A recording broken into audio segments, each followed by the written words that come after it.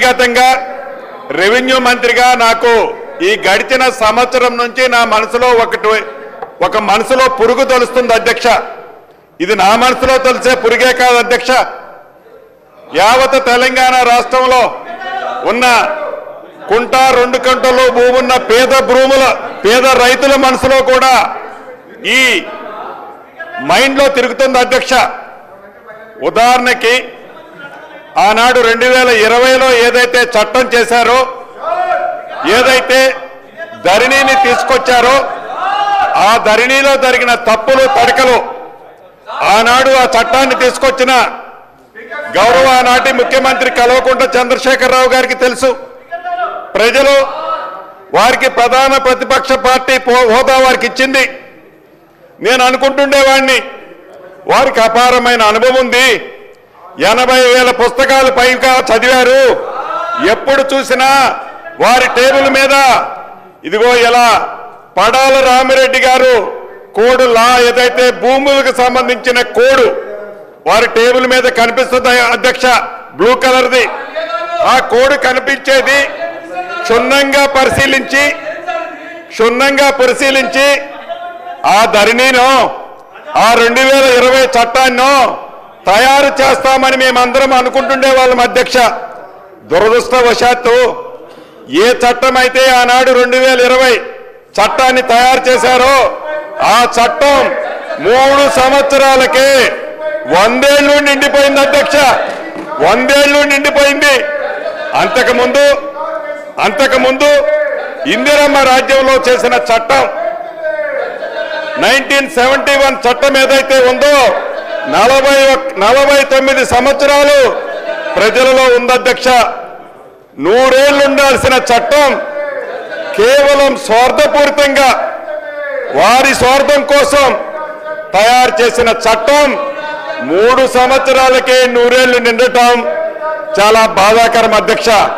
ఈ రోజు కూడా అనుకున్నాను, గౌరవ సభ్యులు హరీష్ రావు గారు ఈ చట్టం గురించి పబ్లిక్ డొమైన్ లో పెట్టినప్పుడు, అనేక ప్లాట్ఫామ్లలో డిస్కస్ చేసినప్పుడు సుమారు 7 పేజీలకు సంబంధించిన అంశాలు అనుభవజ్ఞులని చెప్పుకునే హరీష్ రావు గారు కూడా సూచనలు ఇచ్చారు అధ్యక్ష. నిన్న ఈ బిల్లుని అసెంబ్లీలో ప్రవేశపెట్టిన తర్వాత కూడా హరీష్ రావు గారు అనేక సూచనలు ఇవ్వటం జరిగింది అధ్యక్ష. అంటే ఇప్పటికీ ప్రధాన ప్రతిపక్ష పాత్ర పోషించిన ప్రధాన ప్రతిపక్ష నాయకుడు ఆ సీట్లో కూర్చొని, నేను మొదటిసారి శాసనసభ్యుని అధ్యక్ష. నేను 2014 నుంచి 2019 దాకా పార్లమెంటు సభ్యుడిగా ఉన్నాను అధ్యక్ష. తర్వాత వారి సొంత పార్టీ వారి జాగీరి పార్టీలో ఉన్న నాకు టికెట్ ఇవ్వలేదు అధ్యక్ష. వారి పార్టీ కాబట్టి వారి ఇష్టం అధ్యక్ష. ప్రజల దీవెనలతో ప్రజల ఆశీస్సులతో ఈనాడు ఇందిరమ్మ రాజ్యంలోని ఈ ప్రజలు ఎట్టి పరిస్థితుల్లో మీ ఈ చిల్లర వేషాలు క్షమించరని ఈ వేదిక ద్వారా తమకు తెలుపుతూ నేను ముగిస్తున్నాను అధ్యక్ష. బీఆర్ఎస్ పార్టీ నుంచి పల్లా రాజేశ్వర్ రెడ్డి గారు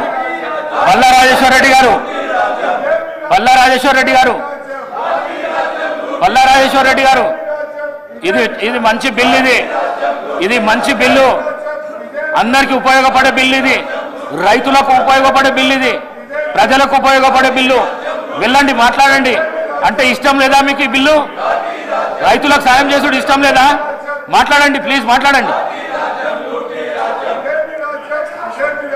ఏ మహేశ్వర్ రెడ్డి గారు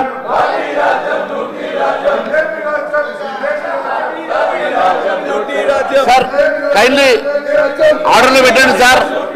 ఎల్ఏ మినిస్టర్ గారు. అధ్యక్ష, నేను గౌరవ బీఆర్ఎస్ సంబంధించిన శాసనసభ్యులను అప్పీల్ చేస్తా ఉన్నాం. ఇంతకుముందు మా రెవెన్యూ మినిస్టర్ గారు అప్పీల్ చేయటం జరిగింది. భూభారతికి సంబంధించిన బిల్లు ఇది చాలా సంవత్సరాల నుంచి కూడా అనేక మంది సామాన్య ప్రజానికం ఎదుర్కొంటా ఉన్న సమస్యలు పరిష్కారం చేయాలని మా ప్రభుత్వం భూభారతి సంబంధించిన రెవెన్యూ చట్టాన్ని తీసుకొస్తున్న సందర్భంలో మంచి సూచనలు ఇవ్వడానికి అవకాశం ఉంటుంది. దాన్ని కూడా మేము వినియోగించము, ప్రజలకు సంబంధించిన సంక్షేమం మాకు అవసరం లేదు అనే ప్రవృత్తిలో వారు నడుస్తా ఉన్న తరుణంలో వారిని అడుగుతా ఉన్నాం అధ్యక్ష. నేను హరీష్ రావు గారిని అడుగుతా ఉన్నా, బీఆర్ఎస్ సంబంధించి మీరు బీఎస్సీ బిజినెస్ అడ్వైజరీ కమిటీ పిలిచినప్పుడు మీరు 9 అంశాలు మీ ముందు పెట్టడం జరిగింది అధ్యక్ష. హరీష్ రావు గారే ప్రశాంత్ రెడ్డి గారు ఇద్దరు వచ్చి 9 అంశాలకు సంబంధించి మీరు చర్చ జరగాలని చెప్పారు.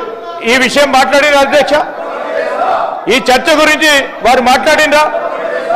బీఎస్సీలో తీసుకున్న నిర్ణయాలని అమలు చేసే ప్రయత్నంలో మీరు అందరినీ కూడా సమన్వయపరిచి ఈరోజు లీడర్ ఆఫ్ ద హౌస్ బీఎస్సీకి సంబంధించింది పెట్టడం జరిగింది మీ ముందట. దయచేసి నేను ఇప్పటికి కోరుతా ఉన్నా,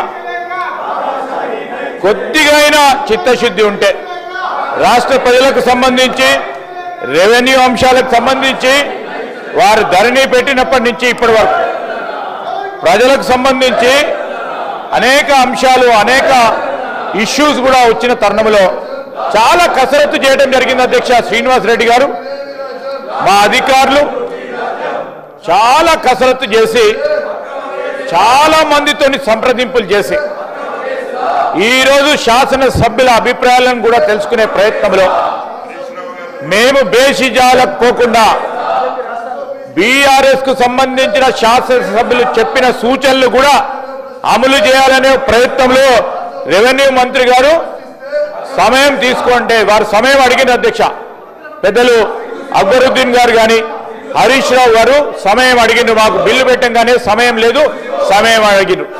సమయం అడిగేటప్పుడు శ్రీనివాస్ రెడ్డి గారు ఏం చెప్పారు అధ్యక్ష? మా రెవెన్యూ మంత్రి గారు సమయం ఇద్దాం, ముఖ్యమంత్రి గారు కూడా చెప్పారు సమయం ఇద్దాం, వారి ఆలోచనలు తీసుకుందాం, బేషిజాలకు పోవు, వారు మంచి ఆలోచనలు చెప్తే దాంట్లో మేము ఈరోజు బిల్లులో కూడా పెడతామని చెప్పారు. ఇదేమి అధ్యక్ష కావాలని ఇబ్బంది పెట్టే ప్రయత్నం? ఈరోజు ఏం జరుగుతూ ఉంది అధ్యక్ష? అందరు కూడా సీనియర్ శాసనసభ్యులు ఉన్నారు చాలా మంది, కేవలం ఆపి చేసే ప్రయత్నంలో కాదు. స్పీకర్ గారు 9 బీఎస్సీ అంశాలు ఉన్నాయి అధ్యక్ష. 9 బీఎస్సీ అంశాల విషయంలో ఏ ఒక్క విషయంలో కూడా మొన్న వారు చెప్పంగానే అధ్యక్ష మీరు వారు చెప్పిన ప్రధానమైన అంశం ప్రభుత్వ పాఠశాలలో మౌలిక సదుపాయాల విషయంలో ఈరోజు బీఆర్ఎస్ వారు ఇచ్చిన అంశాన్ని మీరు సభలో చర్చించడానికి మీరు అనుమతి ఇవ్వడం జరిగింది.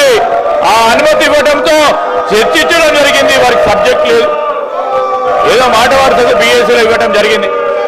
ఇవన్నిటి విషయంలో వారి దగ్గర సరుకు లేదు. అందుకోసమే ఈరోజు కొత్త ప్రస్తావన తీసుకొచ్చి సభను పక్కదారి పట్టించేది